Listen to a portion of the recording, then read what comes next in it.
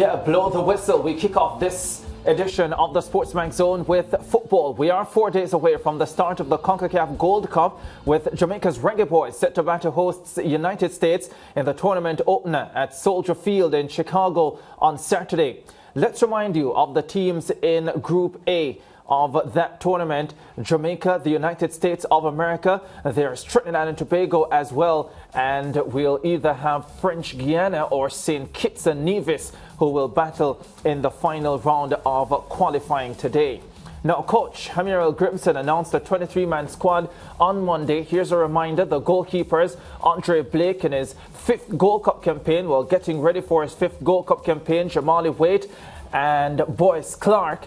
And then the defenders, Amari Bell, Ethan Pinnock, who we understand, as we pointed out yesterday, will join the team late and will likely miss the opening game for sure against the USA. Deshaun Bernard, Adrian Mariapa, Dexter Lembikisa, Damian Lowe, Javane Brown, and Kemar Lawrence. He too will be contesting his 5th Gold Cup campaign. In midfield, Kevin Lambert, Jonathan Russell, Latibodir, that's Joel Latibodir, Bobby Reed, Daniel Johnson, and Kaheem Paris. And then a star-studded front line: Michael Antonia, Shamar Nicholson, Leon Bailey, Damari Gray, Dujuan Richards, and Corey Burke. They often call him Scory Burke. Unsurprisingly, the discussions have started about the absence of Jamaica Premier League players in the squad.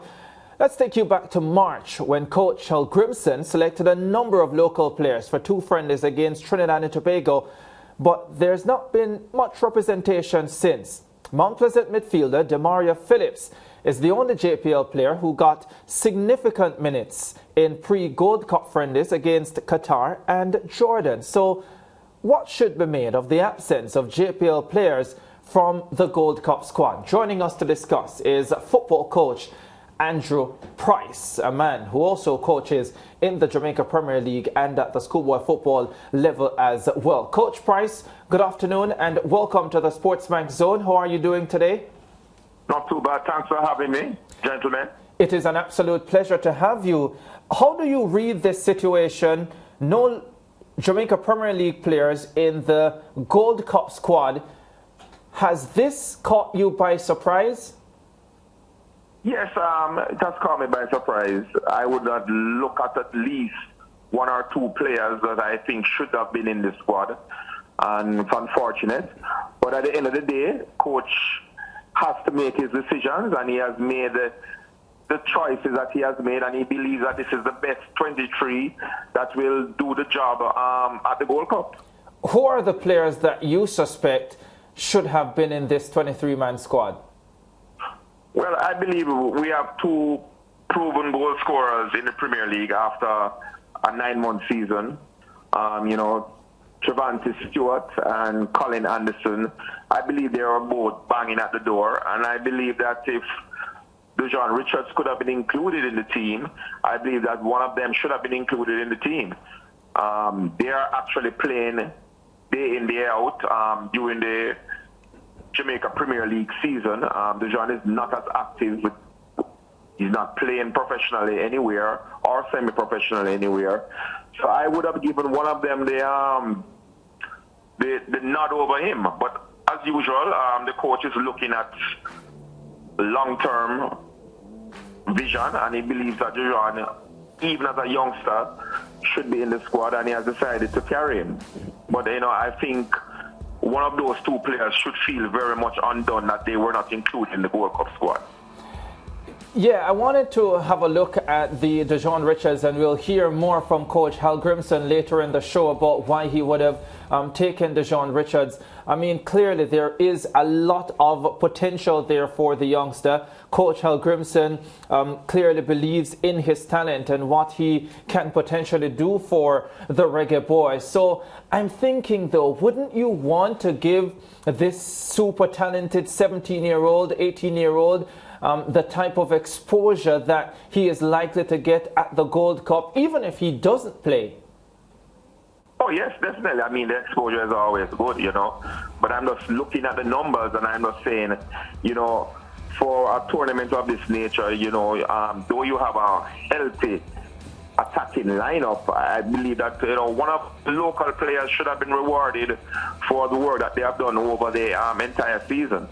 Of course, both of them were included in the 2 games that we played against Trinidad and Tobago earlier this year. So, the coach must be aware of their potential, just as he's aware of Dujuan Richards' potential.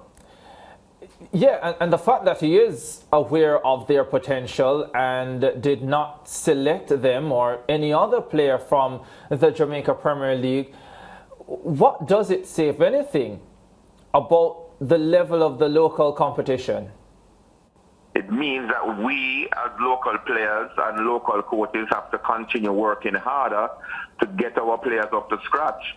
If you look at the squad in its totality, all of the players other than Richards actually play overseas or play in leagues overseas.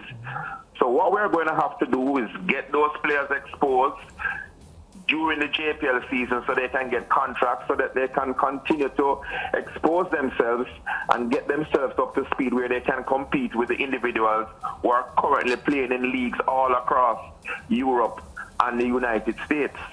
But as you look at the squad in its totality, there's not one local player. And all of these players ply their trade in overseas league competitions.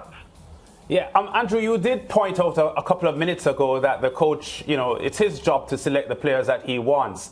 And you recognize that these players, Anderson and Trevante Stewart, which you spoke of, did have between them a handful of friendly internationals before, which he saw. Is it that he didn't see anything that impressed him because they scored no goals in those friendlies that they played? Possibly it's that the situation. I mean, when you look at the attackers that he currently has in his squad, you're talking about Mikel Antonio, you're talking about Shamar Nicholson, Corey Burke, Ademari Gray. These are quality players. And, it's going to be hard to really remove any of those. And even with the injuries, you have adequate replacement.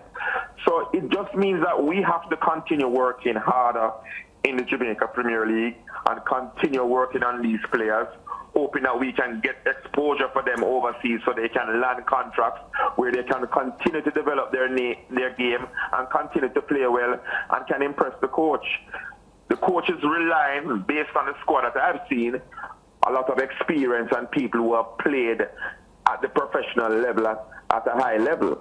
And if you look at the makeup of the squad, it certainly indicates that. Yeah, Coach Price, I have a theory, and I would love to get your perspective on it. So, we hear this argument all the time. Almost every time a national squad is selected for a major tournament, the discussion about local-based players comes up. And who should be there and who isn't there, and whether we should reward those who perform best in our local leagues. There is another way I look at it, and this is to take nothing away from the Jamaica Premier League, because I think it is a very good competition. It is an exciting competition. We saw what the playoffs delivered. It was great to go down to Sabina Park and watch the semi-finals, the championship match. Absolutely fantastic. So take nothing away from the Jamaica Premier League. But my theory is that if you are a top-class player ready for national selection, especially in a space where you have a number of players playing in international leagues, in professional leagues, in leagues that are at a significantly higher level, and if you're in the Jamaica Premier League for, let's say, 2 or 3 seasons, and you are struggling to get a contract, it says to me that maybe there is something missing from your game, and by extension does not come to me as a surprise when those players, despite good performances in the league, are not selected for the national program. Your thoughts? I agree with you completely. I mean, when you look at people like Trevante Stewart and Colin Anderson, this is only their second season of Premier League. And if they continue to do well, they will get the opportunity like half of the squad has gotten that opportunity to ply their trade overseas. Kemar Lawrence used to play for Harborview until he was seen by overseas people and he was able to get a contract. Shamar Nicholson, the same thing. Corey Burke, the same thing. Kareem Paris. But you have to excel in a manner where you are attracting attention from overseas clubs. You go overseas, do well, and then you will get the requisite invitations to the squad. I mean, when you look at the squad, it's going to be very difficult for local players to get in the squad. And if we are completely honest, these people are playing against high-quality opposition week in, week out. Not to take anything away from the Jamaica Premier League. And I am one of the opinion that despite where you come from or where you are domiciled, I believe that the best 11 should be selected to play for Jamaica. Whether you are in Siberia or you are in Moko in Clarendon, if you are playing good football and you're a quality player, then you should be given the opportunity to represent your country. But I mean, no one can argue that the players that have been selected have shown their worth and are good professional players.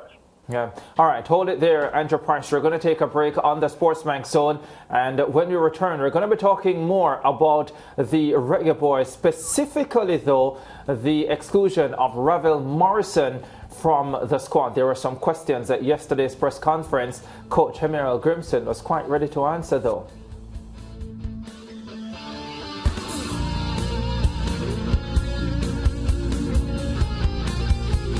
Stay with SportsMax on YouTube and follow us on all social pages for updates, news and entertainment.